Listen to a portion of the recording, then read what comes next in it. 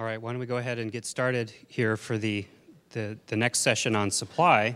My name is Jamie Cate, and I'm an associate professor of chemistry and molecular and cell biology at Cal.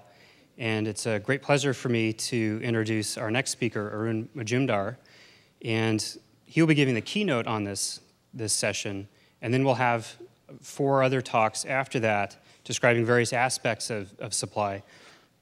We'll have a talk from Chris Somerville, who's now the director of the Energy Biosciences Institute, a 3-institution collaboration looking at supply. And we'll also hear from Alex Bell, who's associated with Energy Biosciences Institute as well. We'll hear from Paul Alivisatos, who's the director of Lawrence Berkeley National Lab, and the initiative there, you've already heard some of the aspects of that initiative. The Carbon Cycle 2.0 covers both the climate modeling and the environmental research as well as supply and demand issues. And then we'll also hear from Jay Kiesling, who is working with the DOE through the Joint Bioenergy Institute, is the CEO of that effort. He also is a leader in the synthetic biology efforts in the Bay Area. So we'll start with Arun Majumdar, and again, as with the previous talks, we'll have question and answer after he speaks, and then we'll go into the other talks and have another chance for question and answer. And so right now, Arun Majumdar is the director of the Advanced Research Projects Agency for Energy at the DOE, and he'll introduce the scope of the problem that we face in the supply side. All right.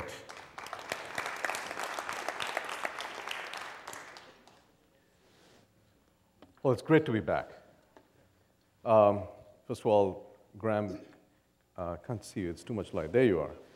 Thank you very much for putting this together and inviting me. And I've been in Washington now for about almost a year, and it seems like a lifetime. It's a very different landscape, and trying to navigate the landscape, like any landscape, there are ups and downs. But it's been a lot of fun.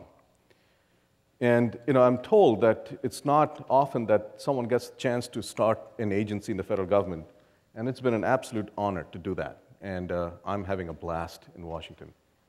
But just coming back to the topic of ARPA-E, obviously this goes back to a report from the National Academies called Rising of the Gathering Storm, and I'm going to come back to that. But ARPA-E is supposedly modeled after DARPA, and we are taking the operational model of DARPA, but the energy sector is quite different from the defense, the space, and the IT sector. So it will be different. And I hope to explain what those differences are. I've been funded, for example, when I was at Berkeley, I was funded by DARPA off and on for about a decade. And no one ever asked me how much it costs. And that's going to be different in ARPA-E. It has to be different, otherwise, it'll never make it to the market. So let me give you, there's a little bit of bad news. In fact, the spectacular talks that I heard about climate change, it was kind of scary. And there's a little more scare to come that I'm going to introduce to you in hopefully an amusing way. But then there's some good news also that I'm seeing, which makes me very optimistic. And also, I like to leave you with that duality. So just to state the problem, I will not talk about climate change. I think enough has been talked about by experts. But I'll talk about the other aspects of things. This is and by the way, some of you may have seen the slides because they haven't changed. Some of them have not changed, but some of them have. So here's the population density of the world. We are out in this corner. I now live out there. But this is the population density, large population densities in India, China, Indonesia, Japan, et cetera, and pockets in Africa. And the population growth for this next century is not going to be in United States or North America or Europe. It will be out here. So the population is going up. The economies, the GDPs are going up. Per capita GDP is going up. The income levels are going up. So the energy use, business as usual, likely to go up.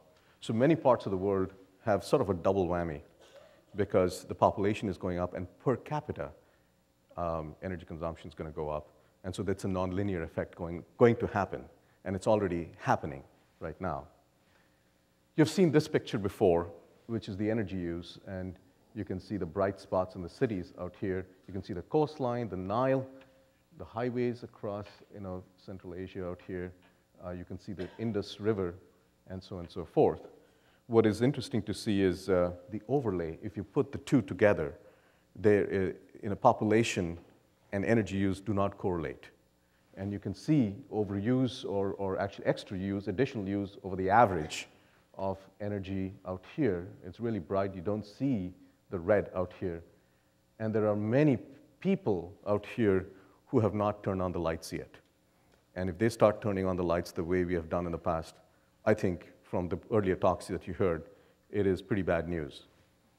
And the real challenge for our generations and probably many other generations to follow is how to keep these lights on and reduce our impact on the environment, and how to enable all the rest of the world to turn the lights on without the harmful impact on our ecosystem and environment. That is the big challenge. There are some other stuff. So here's an opportunity, because this challenge, any challenge, always, often, not always, but often poses an opportunity. It is, this is CO2 per capita emissions out here. This is GDP per capita. We are number one out here, and we are competing with Australia in terms of carbon emissions. And this is the sort of global average per capita, and India, China, Brazil, Mexico, all over here. And per capita, of course, the populations are high. Per capita, they look actually quite low. So this is a static map, but if you were to progress in the future, then you ask the question, where do you think these nations should be going? And it is clear that for the United States, I hope there is only one direction, and that is this. That ought to be the direction. And for the rest of the countries out here, it is not clear which direction they will take. They could take multiple paths. This is sort of the business as usual path, okay? Hopefully down there in the future, but that could be a path, business as usual. But what we're seeing is that many of these countries have realized that it is for their own interest, both environmental interest, the local environmental interest, as well as the economic interest, to follow a path which is different. And this transition is not going to be easy. But this transition between the two is an opportunity. Here is this transition for the United States, and this transition between the red and the green is an opportunity. It is a business opportunity. And I think it should be looked at it that way, that someone could actually make money in this. And so obviously there are opportunities in terms of the environment impact itself, but unless it's affordable, it's going to be hard to do it. So this is a business opportunity. Let me now show you some of the other realities of today. And that is a little bit of a bad news, but I'm going to present it in a way I hope you understand the implications of this. Here's a wake-up call to me. DARPA was created in response to Sputnik in 1958, and because we thought the Soviets, we were losing a technological lead to the Soviets. Well, here are a few other wake-up calls of today. This is 2009, before the Recovery Act investment. Lithium-ion battery manufacturing, and we had 1% is actually a little forgiving for the United States. We were less than 1% in the United States. With the Recovery Act, it's going to climb, on lithium-ion manufacturing, it's going to climb to about 20% roughly. But in the same year, we gave the highest award, the Fermi Award of the Department of Energy, to John Goodenough for inventing the cathode of the lithium-ion battery. And it's ironic that in the same year, where it is a global market, we understand we won't have 100%, but less than 1% is pretty staggering. So this is one, I believe, a wake-up call that we have allowed our lead to be taken away by others. Here's another wake-up call. We import 60% of our oil. That makes us vulnerable to many issues. And I was part of Secretary Chu's science team to help stop the BP oil spill. And of course, now it is stopped. I think it is stopped. But there were moments in that time of 3 months or so that many of us lost sleep because we did not know which way it was going to go. And there were many, many risks involved. And there's a lot of work that needs to be done to make these things safer.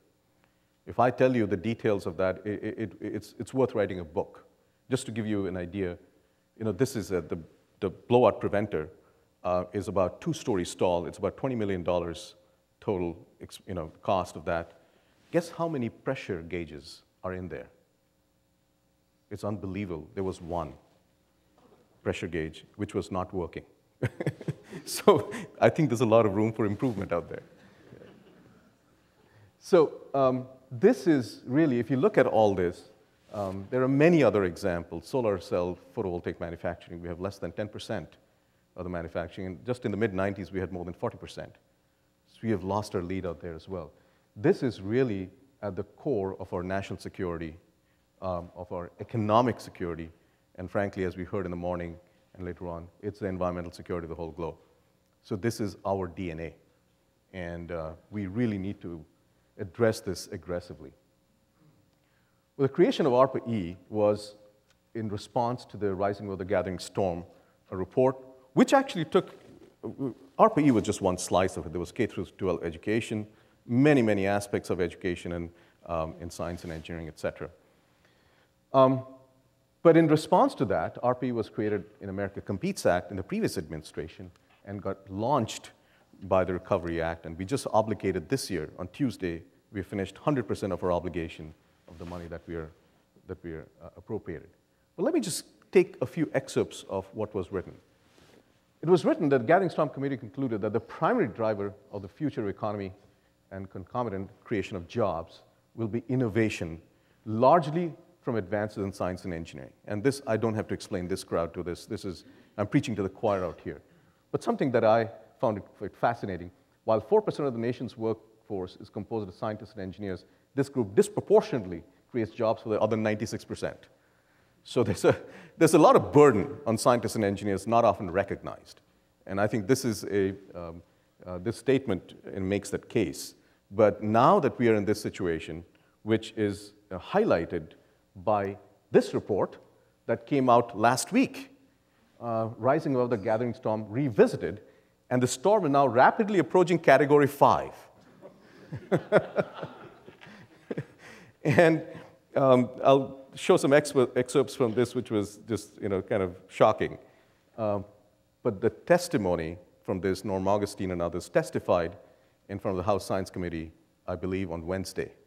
And now there was a hearing to make sure that this America Competes actually gets reauthorized in the Senate now. It is already cleared the House. But here are some excerpts from that. I won't read it out. The unanimous view of the committee members is that our nation's outlook has worsened over the last 5 years. And again, they highlight, while progress has been made in certain areas, for example, launching the ARPA-E. So we got some highlights of that. The latitude of fixing the problems is diminished is because of the debt that has gone from $8 to $13 trillion. Okay, and this is huge. And the other, again, I won't read the whole thing, it is also the relative ability to compete.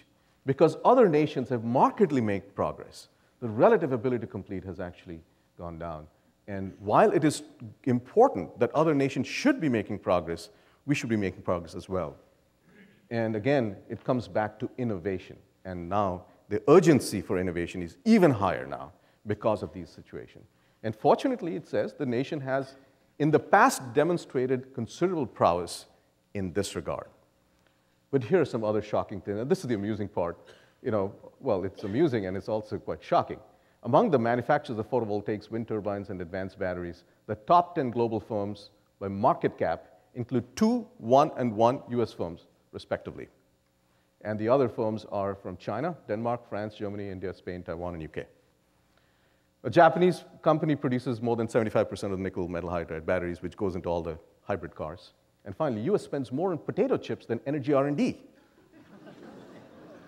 And more in dog food R&D than R&D in the electric power sector. We got it backwards, folks. And here it is. There's another one. This is Tom Friedman. In today's integrated, digitized global market, where knowledge and innovation tools are so widely distributed, whatever can be done will be done. The only question is, will it be done by you or to you? All right? This is from former Deputy Secretary of Defense. The greatest long-term threat to US national security is not terrorists wielding a nuclear or biological weapon, but the erosion of America's place as a world leader in science and technology. It's a wake-up call out here. And I like this one. Gentlemen, we run out of money. It's time to start thinking.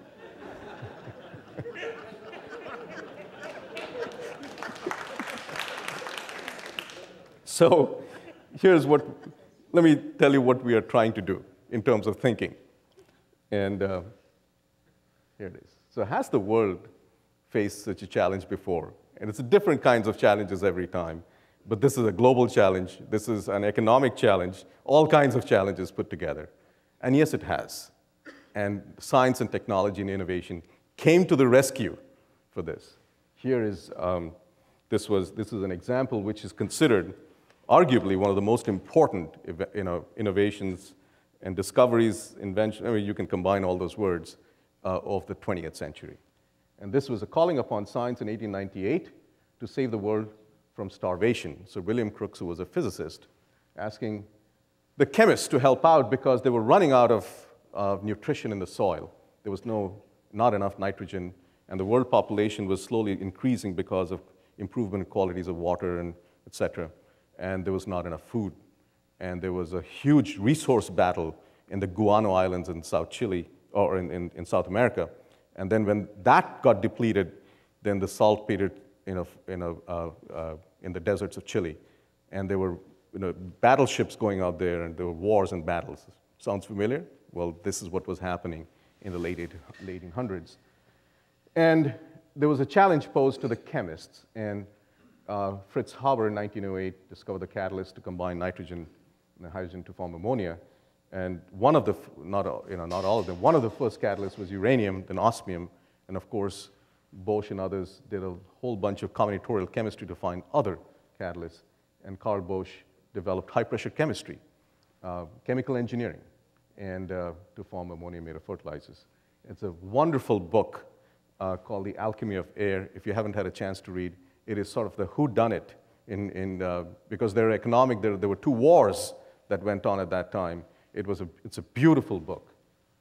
But this is the effect of that. The world population took a complete change in slope because of that. And most of us would not be here if it was not for this.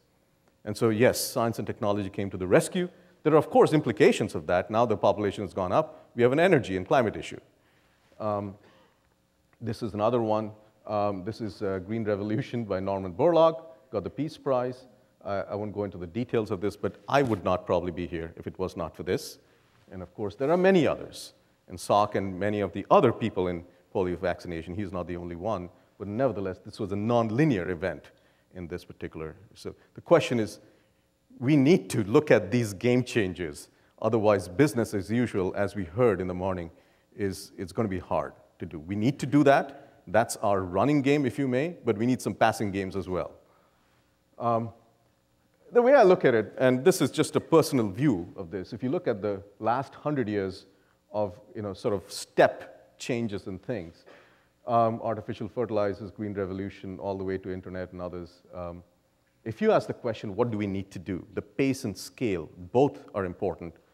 Well, certainly, the next 20 years, imagine all of this happening in 20 years, and that's probably the pace that we need to do in terms of innovation. And I thought I was the only one saying it. Someone with much bigger dollars in their bank balance is saying the same thing. And so you ask the question, what is that list if I were to do that? And you could sort of make a list, and this is my, I jotted down a few things, and this list will change, and I'm sure others have different lists. Maybe we should all put together a list like this. Here is it. Solar electricity generation at a cost lower than that from fossil fuels, that is at $1 a watt fully installed. If you could do that, your levelized cost of electricity is about 5 to 6 cents a kilowatt hour, and that would enable, that'll be cheaper than what you get from coal, natural gas, et cetera. Real-time optimization, security storage for grid with two-way dispatchable electric power, or sort of a digital grid, which in Berkeley lingo is, I think, local, right? So that is, if you could do that, but there are, of course, issues about policy, PUC, and the heterogeneity in our electrical sector in the United States is pretty messy. Carbon capture and utilization, not just storage, but if you could use the carbon dioxide in a rational way at a net cost that is lower than the price, so that you actually enable business in the carbon side. Car batteries at 3 times energy density, 4 times lower cost, and I'll come to that later on. You can go down transportation fuels from sunlight, CO2, and agricultural waste at a cost lower than petroleum. Again, the economic factor is absolutely critical, because unless you can scale it down, scale the cost down and the volume up, it is not going to make impact. In buildings, 50%, 80% reduction in a cost-effective way in energy consumption in buildings. Desalination of water, low-cost, safe nuclear energy, and you can just make the list. But that, if you can have some inflection points in this, some new learning curves, then it would make a difference in the future.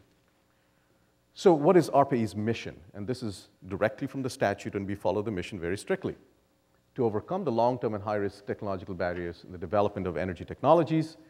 And there are 2 mission statements. One is to enhance the economic and energy security of the United States through development of energy technologies, and there are 3 of them. To reduce imports from foreign sources, reduction of emissions, including greenhouse gases, and improvement in energy efficiency of all economic sectors. And the second one is sort of DARPA-like, to ensure the United States maintain a technological lead in developing and deploying advanced energy technologies. So let me give you an idea of what happened in ARPA-E. We are about a year old.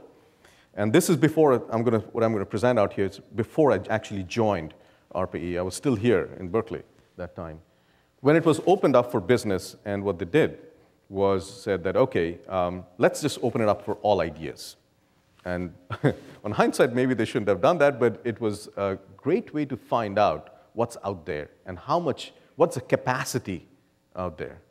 And what they found was they were expecting about 300, 400 proposals to come in. 3,700 came in. It broke down the DOE computer system. I'm happy to report. But I'm happy to report there's a better computer system now that we developed, and now it's being spread within the DOE. There were several proposals. I won't go into the details, but several sets of review. And at the end, 37 projects were selected, an average $4 million. And one would say, okay, why 37 and $4 million? That's a pretty big number. 50% of the money went to small businesses. And then about 30% went to universities, et cetera. I'm so glad, and again, this is before my time, I'm so glad they did not break that chunk of money into 100K and give it to 1,500 people. That would have absolutely zero impact in the long term. And when a startup company with no venture money gets $4 million, that is, they're essentially set for the next 3 or 4 years. They can concentrate on developing the technology and increasing the value of what they're trying to do. While the urgency of doing things is part of the ARPA-E DNA, we were telling our people that go fast and form teams of scientists and engineers so that the feedback loop between science and engineering is there in real time. It is really important for the federal government and DOE and ARPA-E to be as fast as the private sector. And so we have worked a lot, we spent a lot of time in trying to create a culture, trying to create an organization, which is part of the DNA of the organization, to move fast and to serve some of the people that we are funding. And this is, again, we completed everything in 3 months, and now we've brought it down to 2 months, and all the contracting, et cetera. Now, a lot of people, this is all inside things you may not worry about. It's really important for us to do that. Some of the ideas, let me just throw out some of the ideas that we saw. Cellulosic biofuels, as you know, the feedstock, and you got to separate the lignin from the cellulose, throw a bunch of enzymes at it, and you're going to hear, I think, a little bit about this later on. Endocellulase, exocellulase, and a whole bunch of enzymes, and then break it down to sugar molecules, feed them into microbes, and you get fuels out of it. So that's sort of the process that JBA and others are following. And the expensive part is are the enzymes that you have to make in a bioreactor. So this company is a startup company out of 2 grad students from MIT. What they did was they took the genes of these enzymes and put them inside the plant itself. So when the plant grows, it actually produces these enzymes. Now one may say, wait a minute, wouldn't that screw up the plant? Yes, it would. And so what they did was they put a little blocker in there called inteins. And so the enzyme, the protein is actually inactive, but it's there. And so it grows to a certain point, and when you say, okay, now it's time, you sort of give it an external trigger. So you change the pH or heat it up a little bit, and you make these enzymes active, and then it's supposed to sort of chew itself from the inside. Now, I got to explain this in Washington, D.C., so I got to make it in very plain words. I said, this is like putting the cow inside the plant. And, so, so this is a risky proposition. We don't know whether it's going to work. But if it works, it could reduce the cost of biofuels because it'll hopefully eliminate or reduce at least the cost out here that is done. But it's worth a shot. We don't know whether it's going to work or not. But unless we try, we'll never know.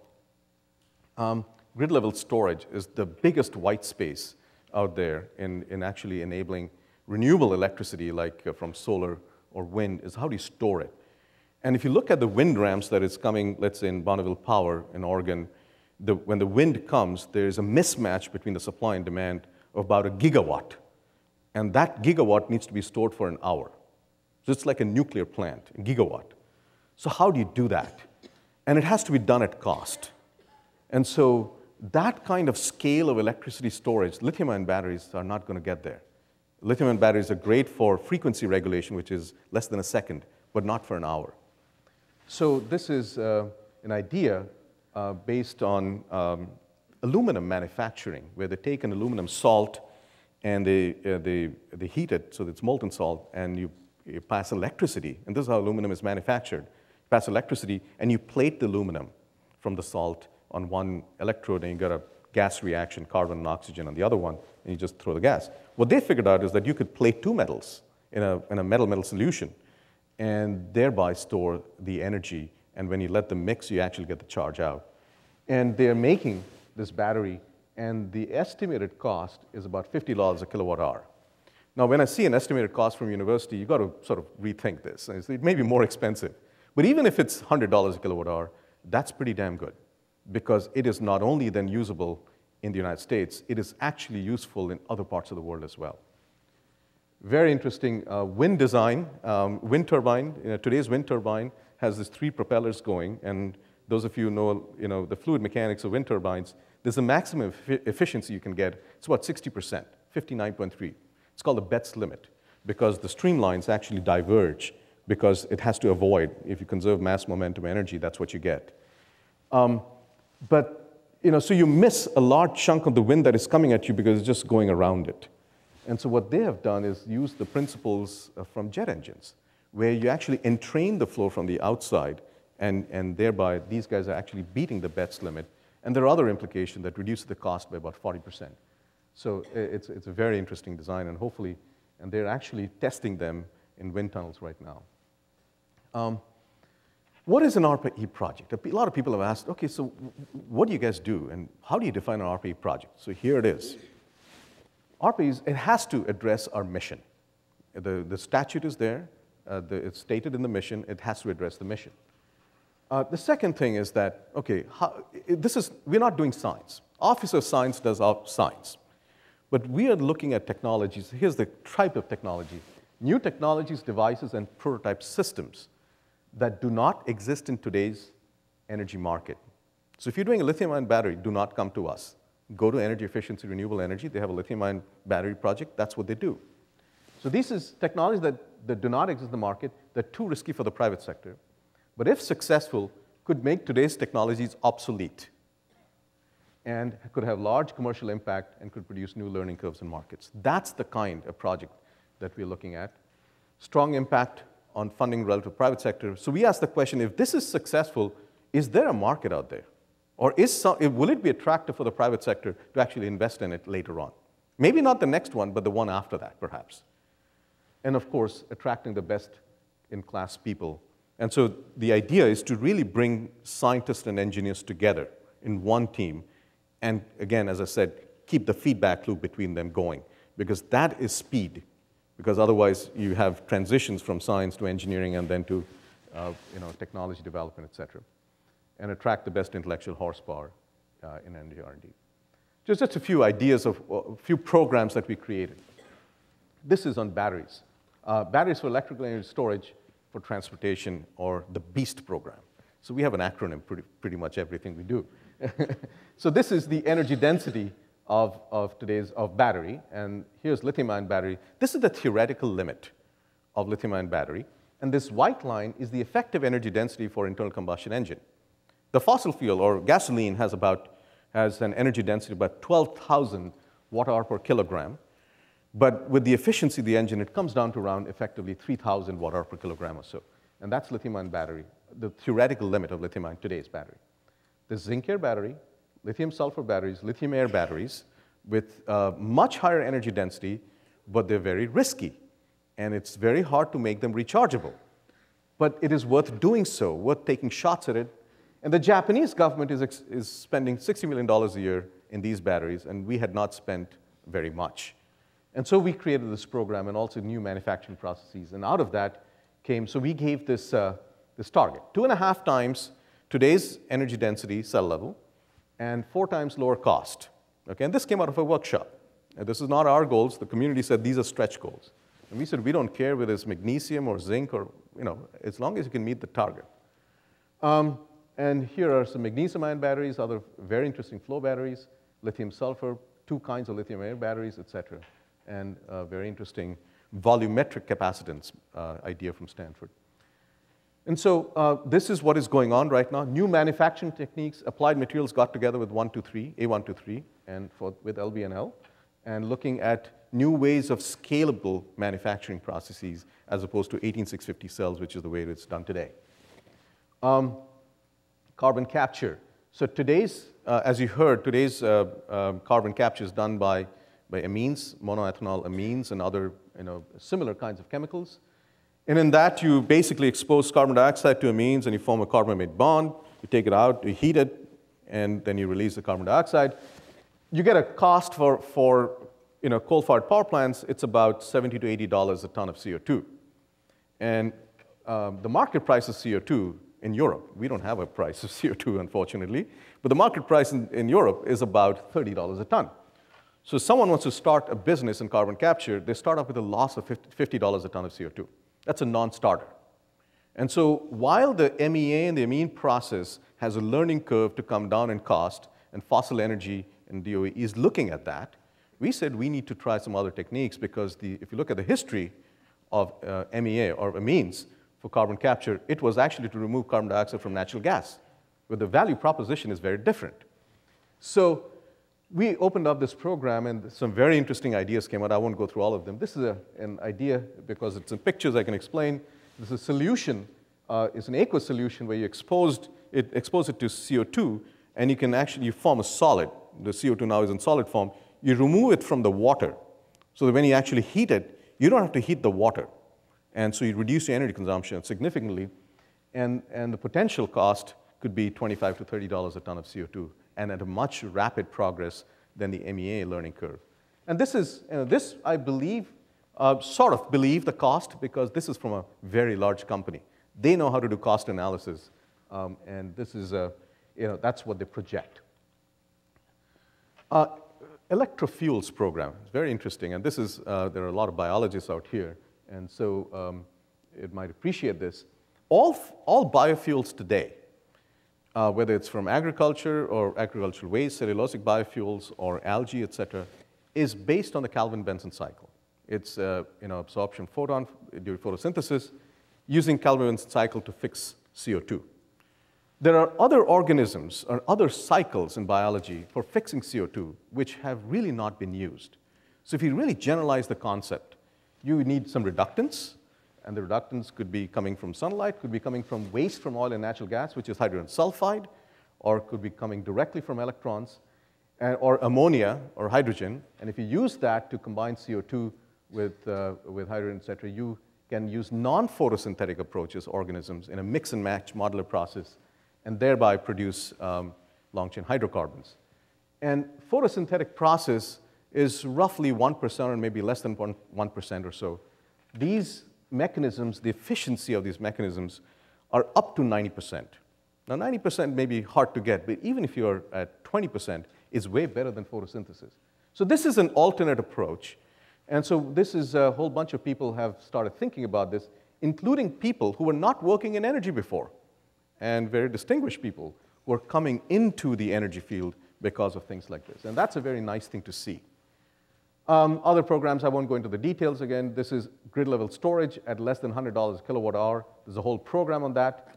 Building an energy efficiency through innovative thermal devices, or BEAT IT program.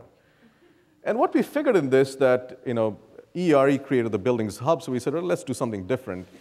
If you look at heating and cooling in building, that's about 40 to 50% of the load. And we looked at all the cooling systems today, the refrigeration systems and air conditioning systems, and not that different from what Carrier did long ago. And what we found is that all those systems were a factor of 10 away from the theoretical limit. And the theoretical limit is the free energy limit of mixing for humidity and the counter limit for cooling. And if you put that together, it's a factor of 10. We said that instead of making a better compressor or a better desiccant, let's put the target out here. We think it is feasible. And what came out is this amazing innovations where they're actually beating this target, and they're targeting somewhere out here, at least the theoretical, or the calculation is showing they can get there. Even if they can get out here, it's a factor of 2 in this gap out here. And that, I think, is quite phenomenal. And this happens to be my field, and I was amazed at what ideas that I wish I could have written proposals in those. Power electronics. This is big white space. If you look around the electrical engineering departments around this country and ask how many people are actually doing power electronics, in Berkeley, I know there's 1. and how many people are looking at power? There's very little. And this is the future of if you're looking at next generation grid and we don't have electrical engineers, we have a problem. And electrical engineers looking at power.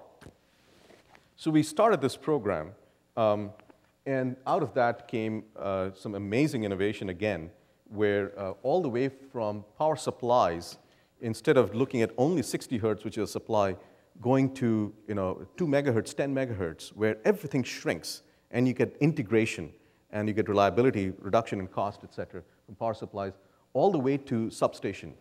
And today, a transformer and a substation, by the way, we buy all our transformers from China, and the weight is about 10,000 pounds and costs a lot. And if you could turn that around, and there's some innovation that we're seeing out here for looking at switches using silicon carbide in dropping 20 kilovolts in a single transistor and transmitting a megawatt of power using a single transistor. And if they could do that, the weight comes down to about 100 pounds. You can put in a suitcase and take the transformer. That's the kind, and then you can make it enable flexible AC transmission, and that obviously is the backbone for many of the smart grid things.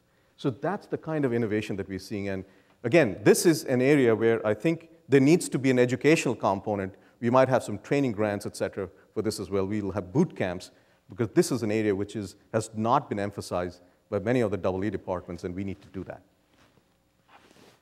Okay, this is the org chart. I'll spend very little time. This is the applied energy offices. This is Office of Science. We are sitting out here. I report directly to the secretary, but I coordinate very, very closely with all these boxes out here, which you can't see, but there are people out here, and I coordinate very closely with all of them. This is the team. We have 4 components in our team. The program team, these are all term-limited people, and they come in, spend about 4 years or so, then they leave. We are building this team right now, a commercialization team, and their job is to see how to enable them to get to the market, next round of funding, et cetera, help the people out there to take this forward. An operations team, and they're the people who are behind the scenes trying to get everything done in 2 months, and an outreach team to explain what we do to Congress, who I call my board of directors, Congress, and others in the media. And this, of course, this is a small team right now. We are building that right now. We created, and this is not part of a statute, but this is going to be in the reauthorization statement, we created a program called ARPA-E Fellows. Because one of the best things that I think that is happening in the United States is that if you go around the universities, and I don't have to tell the people out here, that the best thing that's happened is that the students in the sciences and engineering and business and public policy, et cetera, they have broken down the walls and formed an energy club. Here it's called Berkeley, in MIT it's called MIT Energy Club, Stanford there's a club, and so on and so forth. And we said, that is great, that's fantastic. Let's leverage them. Let's get some of the best and the brightest into ARPA-E and form a think tank. And these are the fellows. This is like the Jasons. What Jasons is to DARPA, this is our Jason, and they will be sitting right with us, not going to San Diego, and rubbing our shoulders with us, and looking at the energy landscape and turning it around and seeing how we can do it in a different way. So this is really empowering them. And this is not just a think tank who will write a report, because if they can create a workshop and see something interesting, there could be dollars behind it. And so that's the ARPA-E Fellows Program. That's 80% of the work. The 20% of the work is to engage the next generation. That's the future. And what we are now doing is, and I've in fact gotten on the phone with the energy clubs, the presidents of the energy clubs, and we are now starting to plan a competition between energy clubs, where the energy clubs, the students in the colleges and campuses, will partner with the high school and the junior high students and form teams. And the competition will be to measure energy consumption in the buildings, in their dorm rooms, in their schools, in their homes, report that in real time on a website, and demonstrate that they can quantitatively reduce energy consumption by X% in Y weeks without changing their lifestyle. Because otherwise, I know they'll stop having showers. So this is without changing the lifestyle. How can you do that? And how to engage, how to use social networking and gaming or whatever to scale it beyond themselves. So that's the competition that we're going to have. We're engaging the private sector, et cetera. We haven't announced it. This is my announcement, I suppose. But we are planning it right now. This is tremendous support from the secretary. And of course, we are all excited about it. And whoever I've spoken to has said that this is a good idea. And it's worth trying. Because trying to measurement of energy consumption, unless you quantify it, is very hard to know where energy is going. And so anyway, so this is the Fellows Program and what we are trying to do with it. We had a summit, and this is called the ARPA-E Energy Innovation Summit. I'm not sure DOE has had this before. We said, why don't we just open it up? Okay, why don't we tell everyone what we do and get the communities together? We had 2 months of preparing this year. 1,700 people showed up. And this is community scientists and engineers, technology entrepreneurs, other DOE offices and federal agencies, investors, clean tech incubators, White House, Congress, policymakers. So let's get everyone together in the same place. And we showcased our technologies, as well as got the people we could not fund. They said, okay, you showcase your stuff and get investment from these other people, because it'll take more than ARPA-E to change the ballgame. So, and this was successful enough that Congress thought we should do mini summits and take it around different parts of the country. And we're doing that too. But we're going to have this again next year in Washington, D.C., and we invite all of you to come and participate in that and showcase what you're doing out here. So let me stop, and one of the things that we will be discussing out here is how to scale. Because it's okay to innovate, it's great to innovate, new technologies and all that, but how to take it to market and scale is something which is really hard in the energy business. And that's one of the topics we have not figured out in our country, because the financial side and the other sides, is the innovation part, I'm pretty confident from what I've seen, it is amazing. But how do you take it to the next level is something which is still in the works, and we need to figure this out as a whole country. Let me stop by and use a quote that my boss, Secretary Chu, has used in the past, and I'm stealing it shamelessly from him, is for a different time, but I think it's quite appropriate today. And it's by Martin Luther King. We are now faced with the fact, my friends, that tomorrow is today.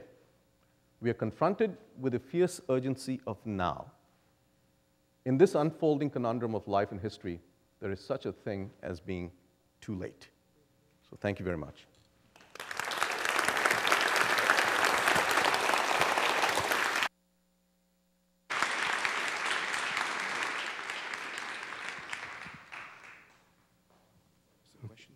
Yeah, we'll have questions for for Arun right now. So if you have questions, I'm actually going to take it using the mic. So raise your hand and I will come. And if you're up in the upper level and have a question, we'll get to, might have to shout. Okay. Great fan of ARPA-E. I'm from Siemens. And I wanted to know, what do you think is the role of industry to follow through with all the things you guys are doing? Oh, there's a lot of role for industry. I mean, look, industry is the one to scale. It's not the government. So if we can help upstream in funding or identifying technologies that have the chance of succeeding in the market, eventually it'll be Siemens and other companies to actually scale it and get it and deploy it. And in the process, make money. Oh, we are, in a formal way, we take the best ideas. If you're asking about ARPA-E, we don't care whether it's a small business or large business. We have funded large companies as well, as long as it's a good idea. But we can take offline and see if there are other mechanisms. Any other questions? Other questions? The CO2 level must be high then. There's a question out there. I wonder if you might elaborate more on the challenge of the social marketing. We currently have the utilities here in California that are about to spend another $3.1 billion over the next couple of years in terms of rolling out rebate programs and a focus on technology. And yet we have a consumer base that just doesn't adopt the concept of energy efficiency. There's been quoted that there's a zero correlation between people wanting to be energy efficient and then them actually doing it. So it seems like it's such a priority. I wonder if you could speak a little bit to your programs there. Right. Well, I mean, there are some real experts in energy efficiency, Art Rosenfeld and all right out here. Look, there are some market inefficiencies out there. There is very hard to get a price signal and very hard to get regulatory signal. The regulatory signal that have been there, like appliance standards, et cetera, have worked extremely well and reduced huge amounts of energy consumption. In California, you've got a decoupling policy that allows, or that motivates, incentivizes the utilities to foster energy efficiency, give rebate programs, et cetera. Only about 12 states, if I understand right, Art, 12 states have decoupling programs. The other 38 do not. They incentivize to have the consumers use more energy. So there's a real issue out here. And from a technical point of view, I find that the measurement of energy, we don't know where the energy goes. Okay, I look at it this way, that for the kids today, they know more about megabits than megawatts. People know more about the horsepower of their car than the horsepower of the home. And they don't know where the energy goes. So, and they're not incentivized. So even if you do it, even if you measure, you will save about 20%, 30%, let's say. And that in a utility bill is, again, the price is not much, so there's no price signal. So it's a real issue. So that's what we said, how do we attack this problem? Many ways of approaching this problem, and it's being tried out. And we said, let's try a different approach in going the other way. Instead of the utilities, let's get the students engaged. Because I have seen my kids telling me, when I sit in the car and I forget to wear my seatbelt, Dad, you got to wear your seatbelt, okay? And if I'm brushing my teeth and I forget to turn off the faucet, you got to turn off the faucet. That kind of a cultural thing is really important. And that's, you could call it behavior change or whatever, okay? It's a cultural, it's a social pressure that comes in. So that is what we're trying to do. Yeah. Dr. Majumdar, my name is Avinash Patkar from Tata Power. I agree with you 100%. We're doing a similar project called Tata Energy Club, and over 1 million students between 5th and 9th grade at their homes now are bugging the parents and saving 12 to 13% of electricity every month. My question was, you gave some examples, and I'm sure you're going to announce the whole list in October. But are there any projects related to solar thin film, particularly SIGs, in this round of 37? There are 100 and something projects that we have. I don't remember whether they funded SIGs or not. SIGs has been funded by other parts of the Department of Energy. The Solar Energy Technology Program in EERE has funded SIGs kind of thing. So, all right, good. David Culler, Berkeley. We talked about business a little bit, so I want to push you on that just a little bit. If we think about utilities, buildings, we think vertical integration, stranded assets, words like that. Yeah. If we think rapid innovation, we think horizontal stratification, rapid commoditization, Moore's Law, this investment cycle that drives things to move. Can we ever bring the view of that second innovative world into the problems applied? Well, turning the verticals into horizontals will need some policy changes. And that I don't know. I'm not a policy wonk. Whether it'll actually get through Congress and whether the states will actually agree to that, I don't know.